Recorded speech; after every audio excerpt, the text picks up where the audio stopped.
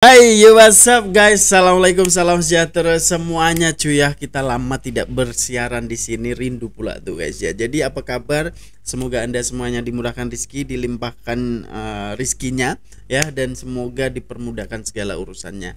Amin ya rabbal alamin. Oke guys, ini banyak sekali nih yang DM masuk yang tentang gelak ketawa ini. Kita pun penasaran, kita pun rindu pula guys ya di segmen gelak ketawa ini, di react guys ya. Link ada di description jika kalian mau nonton videonya langsung. Jadi kita akan tunaikan satu persatu, insya Allah kita akan aktif juga di sini.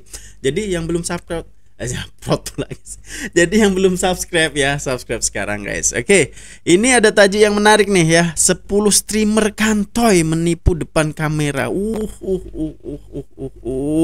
Jadi ini banyak sekali ya, sebab kamera sekarang ini bukan seperti kamera pada zaman dulu guys.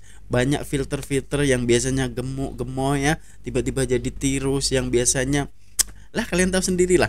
Jadi tak perlu berlengah-lengah lagi, langsung aja kita gas. Bismillah and play. Fakta ya. Terima kasih kepada mereka yang berikan cadangan untuk video kali ini. Pada mereka yang lain yang nak berikan cadangan, sangatlah dialu-alukan. Komen saja di kat bawah. 10 YouTuber Malaysia luar negara ini. Patutnya tak patut pun. Kalau saya tak patut pun, sebab dia masuk dia macam memalukan jugalah, sebab macam malukan. Kak! Kak! Kak! Ini tolong!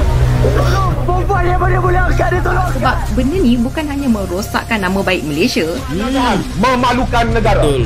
Apakah pihak berkuasa Malaysia kena ambil tindakan tegas? Malah terdapat artikel yang mendakwa perkara ini memalukan negara. Namun macam mana pula sekiranya jika ia memang benar-benar berlaku? Jangan sampai memalukan negara lah ya. 10 streamer yang kantoy menipu. Sebelum tu jangan lupa subscribe Fakta tau. Dan jangan lupa tekan loceng. Bes ada update tak Ika kat mana? 10 Zillion OP. Siapa ni? Lelaki lumpuh ini tiba-tiba berdiri. Easily argued.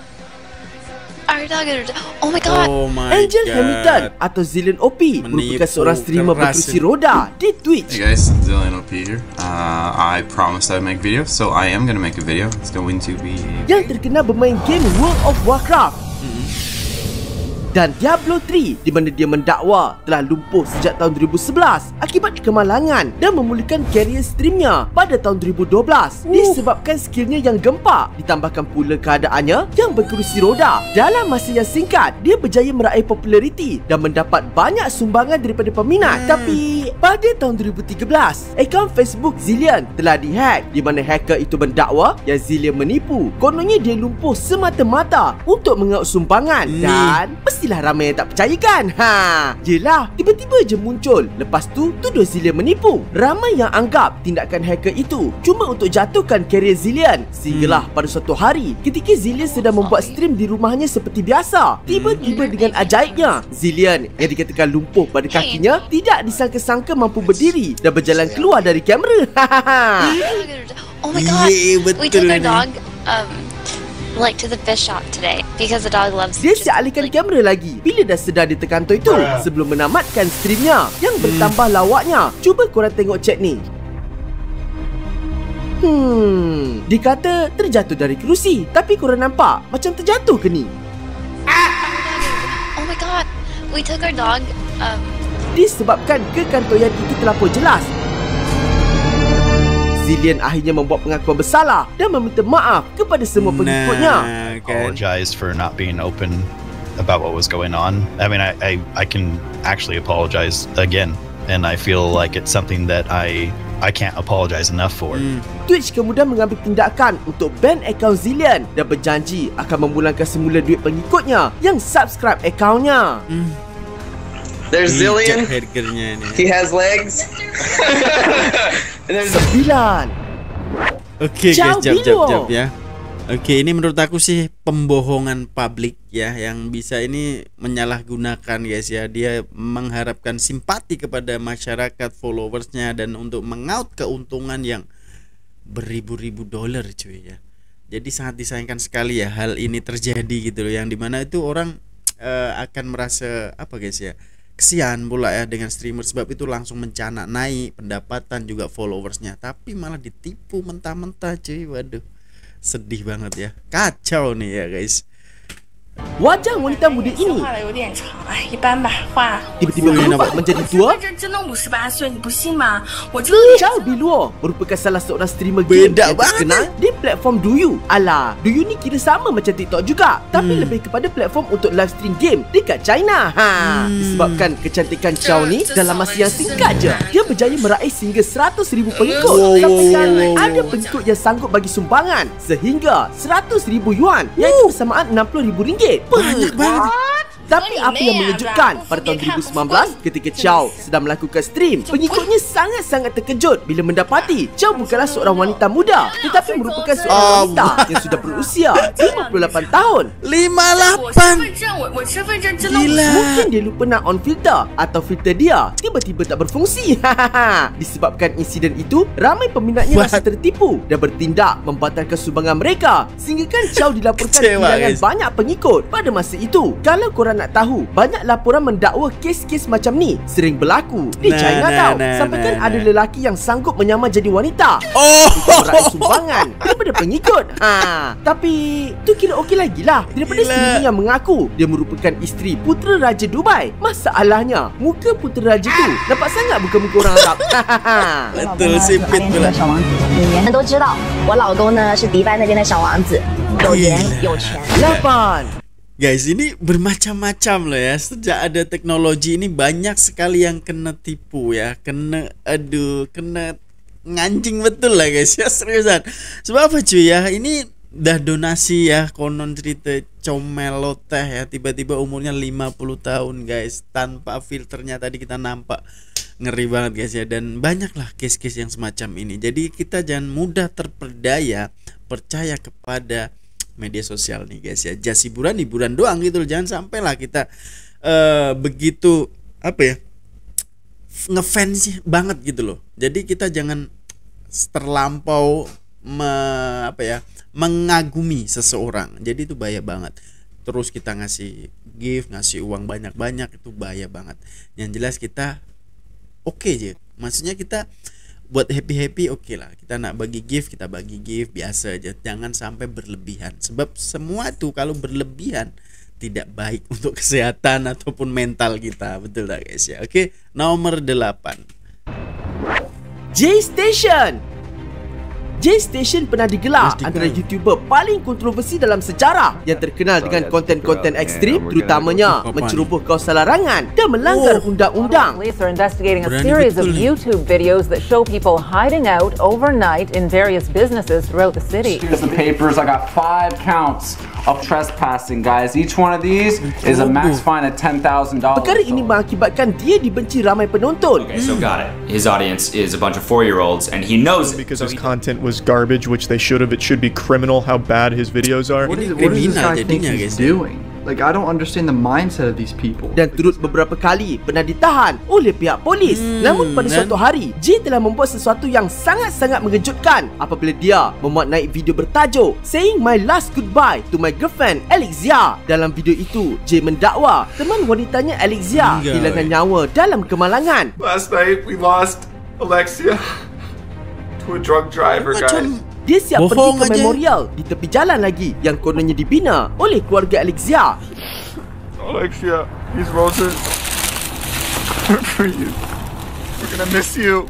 Tapi disebabkan reputasi dia yang penuh kontroversi, ramai mula rasa skeptikal. Seorang YouTuber dengan nama Some Ordinary Gamers ambil inisiatif sendiri untuk hubungi polis Toronto bagi mengesahkan perkara itu. Cari bukti ni. I looked around for news agencies and I didn't find a single thing.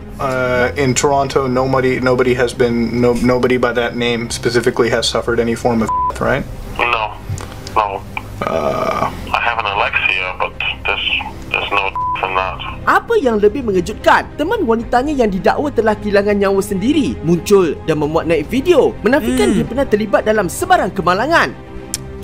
I'm sure a lot of you are really confused as to what's going on right now between me and Jay and the videos that he posted about me being hit by a drunk driver in a car accident. I don't think it's cool to joke about that at all. Setelah mengetahui penipuan itu dibuat Jay semata-mata untuk menaikkan jumlah pengikutnya.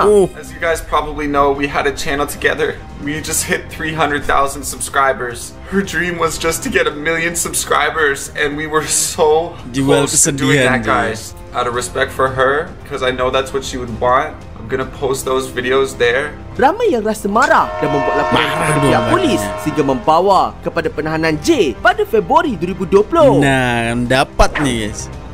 Dapat dia jual kesedihan. Primitive building.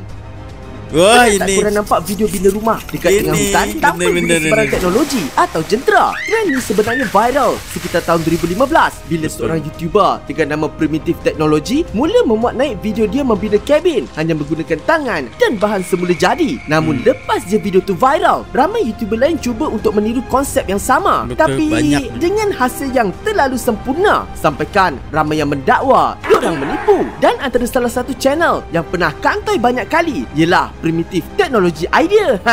Dalam videonya, korang akan nampak kononnya pembinaan ini dilakukan oleh dua orang je. Tapi terdapat klip yang menunjukkan terdapat pekerja pakai baju putih dengan konon dekat belakang.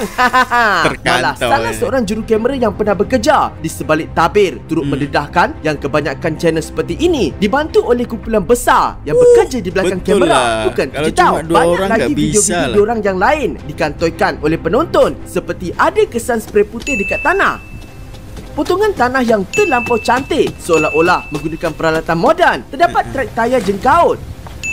Betul. Bawa beho ni. Malah jengkaut tu sendiri pun termasuk dalam kamera. Tapi bukan semua channel menipu tau. Ada yang betul-betul asli dan kreatif macam channel Primitive Technology ni.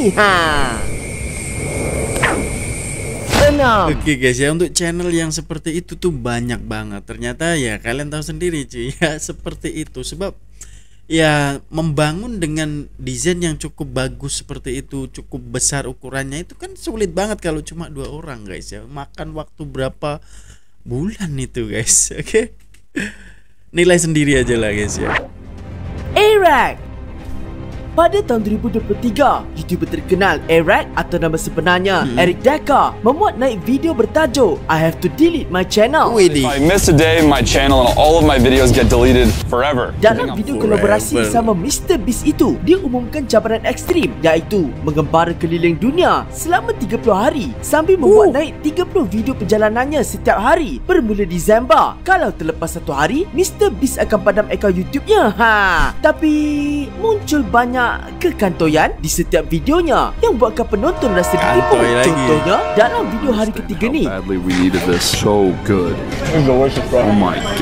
Kalau korang tengok jam tangan Eric menunjukkan tarikh 12 September padahal video itu dimuat naik pada 4 Disember. Ini bermaksud video itu dah dirakam 2 bulan lebih awal. Pada hari ke-10 pula ketika Eric berada di Hotel Dubai, TV hotelnya memaparkan berita yang bertarikh 21 November sedangkan video itu dimuat naik pada 11 Disember. Dan hari ke-14 pula dia menjemput 50 orang kompetitif kita untuk makan di buffet. Silapnya Eric pergi post nama akaun setiap orang yang dijemput tu.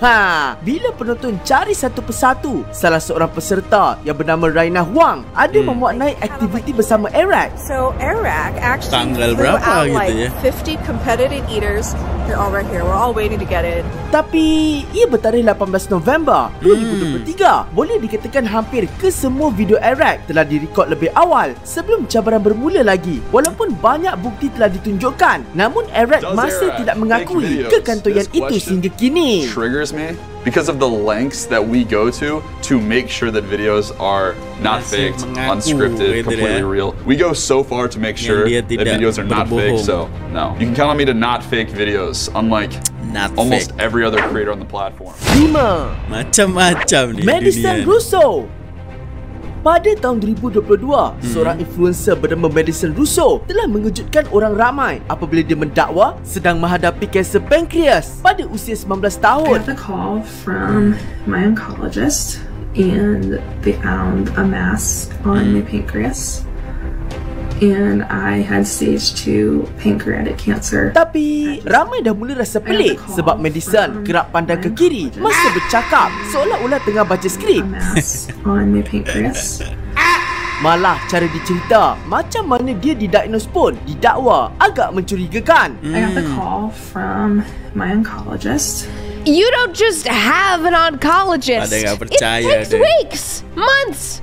You have to find one that specializes in the kind of cancer you have. You then make an appointment, then you do testing, then maybe you'll be getting calls from your oncologist. Oh, a random oncologist is just calling me. What? Yang terpaling memaling berpaling di paling pelik bila dia mula kongsi perjalanannya. Sebagai pesakit kanser, dia masih boleh berjoging, kelihatan sihat dan rambut dia tetap lebat. Sedangkan pesakit lain yang menjalani sesi kemoterapi biasanya sangat lemah dan mengalami keguguran rambut akibat kesan sampingan rawatan itu. Bila orang ramai mula mempersoalkan kepelikan itu, Madison kemudian memuat naik video balasan di akaunnya. Like, how are you keeping your hair?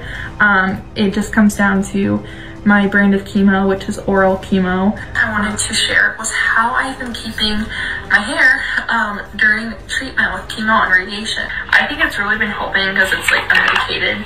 So here's the packaging of that. You just order it online. Cari kebenaran sendiri. Tapi bila ramai sangat penonton yang rasa jawapan Madison tu macam tak logik, dia mula keluarkan video ni pula untuk menunjukkan yang rambut dia pun gugur. A few like pieces were like coming out as I was brushing my hair. Of course, my 2 a.m. Google search was clip-in hair extensions, like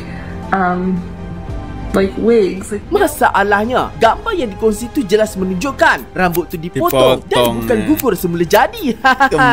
Madison akhirnya terbongkar bila dia muat naik satu gambar yang dia sedang menjalani sesi kemoterapi. What is going on with that chest port? I am not a chemo nurse, but this doesn't look like a port to me. The dressing is really screwed up with her feeding tube that's not primed. Let's go closer to her nose. Is that the end of the feeding tube? You can see that the actual positioning of the port per se is not accurate. Also, the way that it's secured, the type of tape that's used is not the same clinical tape that we would use in the hospital. She posts pictures like this that have her port. And I don't know if you've ever seen a cancer port. They're not usually this sloppy. And what got a lot of people that started talking is that this is a feeding tube. This is an NG tube that goes in your nose, down into your stomach, right? It's not primed. And what that means is that if she was really using this, first of all, there's nothing in that bag. This would be where the nutrition would be. There's nothing in this bag. Akibat daripada itu, Madison akhirnya ditahan pada tahun 2023 kerana menerima duit sumbang dengan cara memperdaya hingga $37,000 dan akaunnya telah di-ban dan di-delete. I fully acknowledge that what I did was wrong and I am incredibly sorry. If there was anything I could do to take it back, I would. Gila guys. Black di anime. Pada tahun 2023, media sosial digemparkan apabila seorang YouTuber dengan nama Black the Anime atau BTA memuat naik video dengan caption, I found out I only had 100 days to live. Sejak daripada itu, dia memulakan countdown dengan memuat naik videonya setiap hari sambil menunjukkan bucket list yang dia nak buat sebelum hidupnya berakhir. Sehinggalah video terakhirnya yang bertajuk 1 Hour Left dibuat naik dan selepas daripada itu, tiada lagi video dari BTA. Walaupun ramai yang rasa sedih, namun terdapat juga beberapa penonton yang merasa skeptikal. I have only 16 days left to live. And I can't prove anybody wrong. Tapi kalau dia menipu, untuk apa? Menurut dakwaan YouTuber yang membongkarkan kisah ini, kalau kita tengok balik video sebelum dia mulakan countdown tu. Hey guys, it's my birthday. It took me 2 years to make the anime, so if you could check it out, link in bio. Mungkin BTA buat macam ni untuk menaikkan tontonan ataupun view video anime dia. Malah, terdapat ramai juga penonton yang mendakwa BTA masih hidup dan memang setiap tahun dia akan buat benda macam ni. Dah kira macam tradisi dia lah kot. Tiba-tiba, pengikutnya terkejut apabila terdapat video terbaru yang dimuat naik oleh BTA. Tapi diingat, kalau dia pakai mask, orang tak kenal ke? Aneh-aneh jadi. 3. SafeX. SafeX merupakan seorang streamer terkenal game GTA yang dikenali kerana memainkan watak Johnny Castle dalam server roleplay NoPixel. Enak banget ni GTA ni. Namun siapa sangka, walaupun dia sangat-sangat terkenal di kalangan komuniti NoPixel, dia telah melakukan satu kontroversi besar sehingga membuatkan dia dibenci. Ketika sedang bermain roleplay game GTA 2, dia telah terkantoi terang-terangan menggunakan cheat and bot.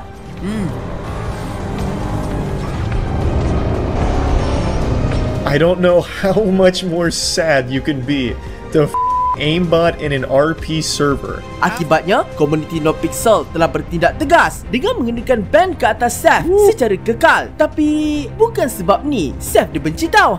And I cannot get in contact with him. It actually hurts me a lot. I want to make sure he's okay. I want to make sure everything's good with him, and I can't get in contact with him, dude. It sucks. I miss the dude and I hope everything's alright with him, man. Apa yang mengejutkan, lepas kejadian tu, Seth langsung tidak memberi sebarang kenyataan atau memohon maaf. Dia hanya mendiamkan diri seolah-olah menghilang dari dunia maya. Sehinggalah sebulan kemudian, lebih baik diam. Kecoh apabila seorang rakan baiknya dari komuniti NoPixel cuba menghubungi Seth dan mendapati dia telah kehilangan nyawa. Berita itu menggemparkan seluruh komuniti NoPixel. Seth passed away Christmas afternoon. This message is being written and sent out now through my brother's email after obtaining access to his PC. Ramai yang meluahkan rasa sedih sehinggakan pihak server NoPixel turut meletakkan nama Seth di sebuah tugu peringatan dalam game sebagai penghormatan terakhir. Namun, selepas beberapa bulan berita kehilangan Seth tu tersebar, berlaku satu lagi pendedahan yang mengejutkan, di mana Remy, iaitu rakan baik Seth dalam server itu, tiba-tiba menerima mesej dari Seth sendiri. Seth mengaku yang dia sebenarnya masih hidup dan mendakwa dia memasukkan kehilangan nyawanya kerana terlalu malu dibuang dari komuniti akibat menggunakan aimbot. Remy yang pada awalnya sedih bertukar marah. Dia akhirnya mendedahkan perbualan mereka kepada umum. Talk about, but don't say anything to anyone. I faked it all. I was like, bro, are you dumb? Like, what? Lu sendiri nih, guys. Like, and then, but you know I'm a toxic. Listen, chat. I'm gonna tell you one thing right now. I think that's actually him. Because I know him, man. Like, perbuatan Seth telah mencetuskan kemarahan damai. That is so sad that someone could be so pathetic to fake their own death because they were upset about a ban in a game. Sejak hari itu, Seth terus menyepi, hilang dari semua platform dan tidak pernah muncul kembali. Itulah guys ya, malu sendiri akhirnya. Tix and Roses. Wow! Wow! Wow! Emerald, iaitu pemilik akaun Tix and Roses, mendakwa dia menghidapi sindrom Tourette sejak berumur 6 atau 7 tahun, di mana penyakit itu dikatakan semakin teruk dan mengganggu kehidupan hariannya. Wow! Wow! Wow! Latah gitu ya. I want to talk. Wow! Wow! Wow! Namun pada pertengahan tahun 2021, Emerald mula menyeru pengikutnya untuk meningkatkan kesedaran terhadap penyakit Tourette. Tapi This is bizarre. This is bizarre. I've heard the Tix and Roses was bad, but I didn't realize it was this bad. The send me to Canada and putting a hat or a package on your head, it's not realistic. Lama kelamaan, ramai yang mula curiga dengan penyakit Emerald kerana gerak-geri Tourette yang ditunjukkannya kelihatan seperti dibuat-buat. Kalau korang nak tahu, sebelum ni Emerald mempunyai satu lagi perniagaan, iaitu Young Dying Business, aka perniagaan bercelup benang yang dipanggil Stardust Fiber Studio, di mana perniagaan itu dijalankan pada tahun 2020, iaitu sebelum akaun Tix and Roses-nya terkenal. Apa yang pelik, dalam satu video promosi di Facebook Stardust Fiber Studio, Emerald kelihatan bercakap dengan lancar tanpa menunjukkan sebarang simptom Tourette. Ada penonton yang turut mendedahkan video live stream Emerald sepanjang 54 minit. Emerald langsung tak dikena Tourette.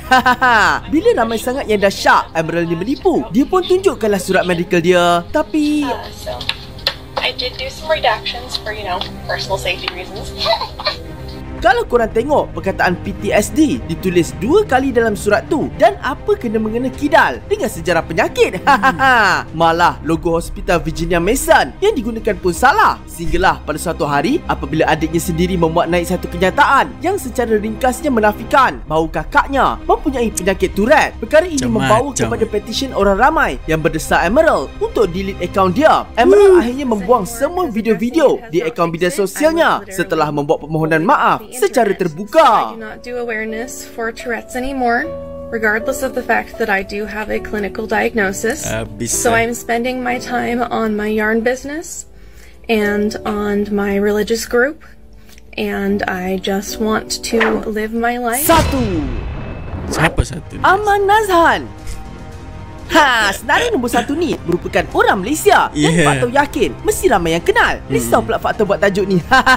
Jadi untuk menjawab cadangan-cadangan korang yang agak sensitif ni, jom Faktor ceritakan kronologi isu ini secara ringkas. Hello, welcome back to channel Aman Azhan.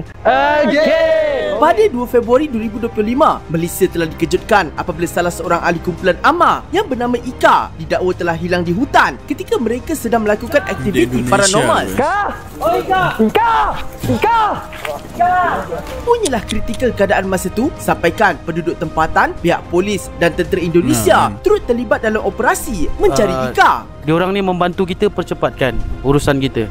Dan ini Pak Polisi dengan tentera. Namun pada tarikh 5 Februari 2025, setelah bertungkus lumus mencari selama 48 jam, Asyhadu anna Muhammadar Rasulullah, Ika akhirnya ditemui. Walaupun dia berada dalam keadaan yang lemah, namun ramai yang bersyukur dan gembira kerana dia ditemui dalam keadaan yang selamat.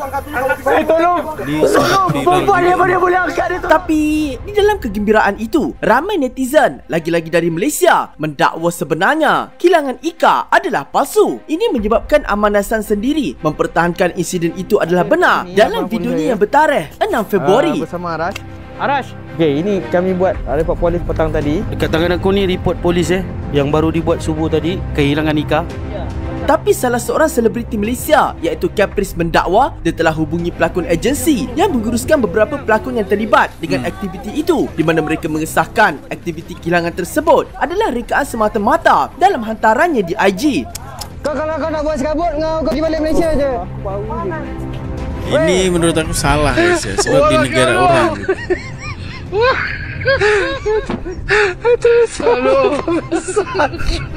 Itu ada di belakang dia. Malah perdebatan yang berterusan itu terhenti apabila pihak polis dari Indonesia akhirnya mula bersuara dan mengatakan bahawa kehilangan Ika hanyalah sekadar konten semata-mata.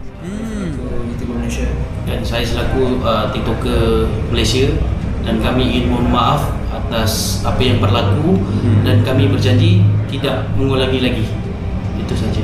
Terima kasih. Bukan tu je, pada 19 Februari, salah seorang pelakon dari kumpulan Aman Azhan yang terlibat turut mengatakan di podcast Caprice yang Aman membayar polis RM10,000 demi menjayakan konten itu. A to Z, semua orang yang terlibat ni memang tahu Ika akan hilang. How about the police? They are real police but get paid to act. Police? Just like a movie, you know. Police got paid to act? Yeah, all this plan cost dia dalam 10 juta. Ringgit tu berapa? Dalam 3,000 ringgit je?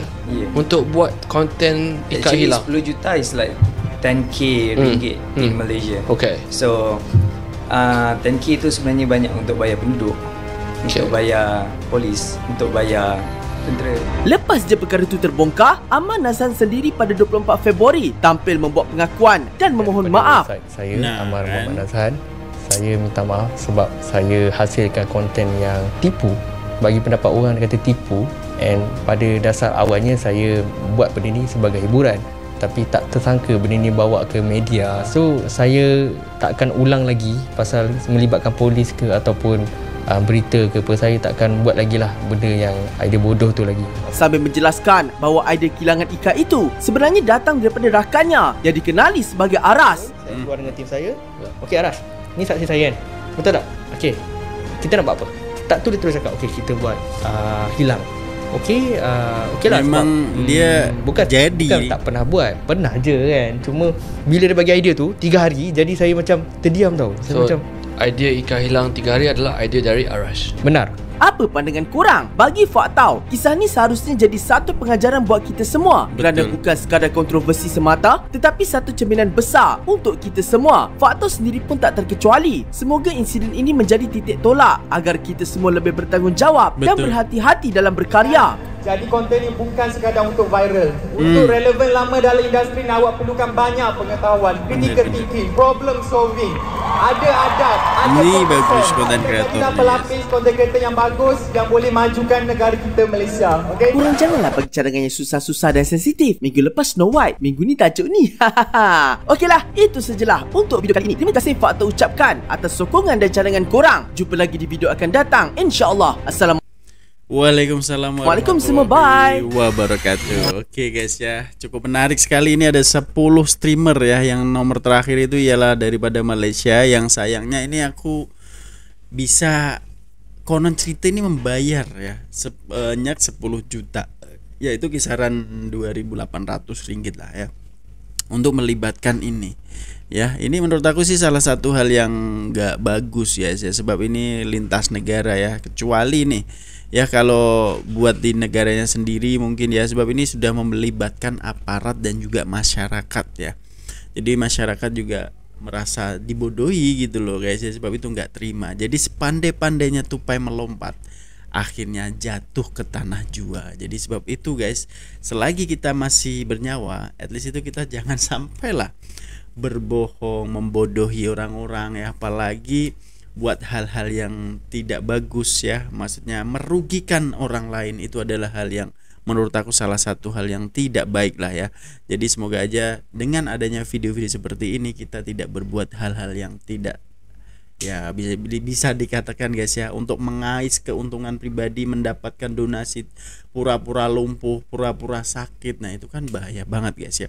Jadi feedbacknya itu luar biasa loh ya. Ini kalau netizen sudah marah, waduh kacau bro, kita stres pastinya guys ya. Jadi menurut kalian seperti apa cuy? Tinggalkan komentar terbaik Anda. Mungkin sekian dulu untuk video kali ini. Jumpa di video selanjutnya. Bye bye. Assalamualaikum.